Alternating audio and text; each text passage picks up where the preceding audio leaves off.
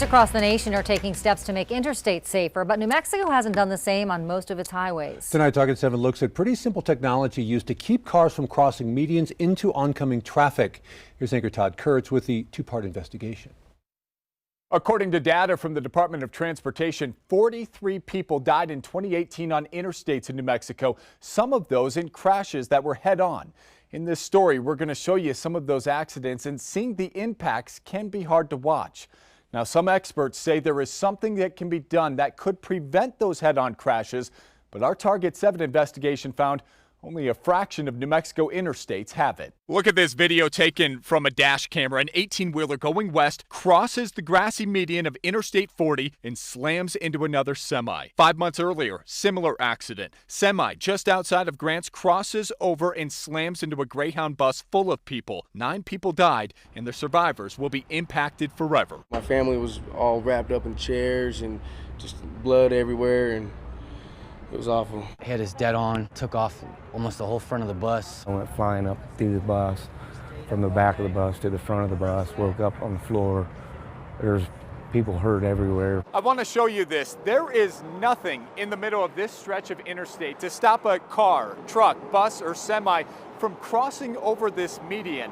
This is what most highways in New Mexico look like. Hundreds of miles of interstate with nothing in the middle to protect you from oncoming traffic.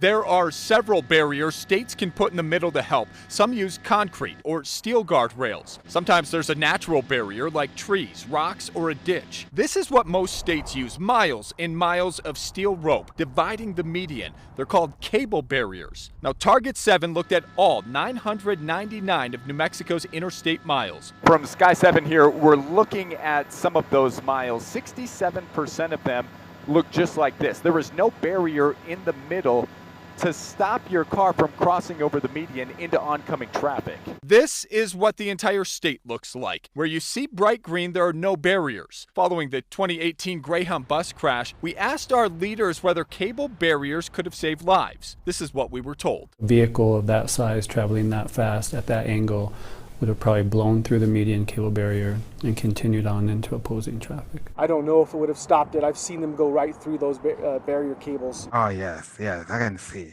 Oh, my goodness. That was one reaction we got when we tracked down 2 national highway safety experts and showed them the video of the crash. That is too narrow, I think, for a freeway, for interstate. I don't know how they can keep that unprotected. From a driver's perspective, there's really nothing that Greyhound bus could have done given how quickly things had happened there. Median would be a reasonable alternative, certainly. The experts we talked with said they don't know if cable barriers would have stopped the semi. However, they said it could have changed the speed and the direction of the truck. This would probably be a good candidate location. Yeah, we found a 9-year-old report that recommended cable barriers be installed in medians, like the one you see here, where that bus crash occurred 2 years ago.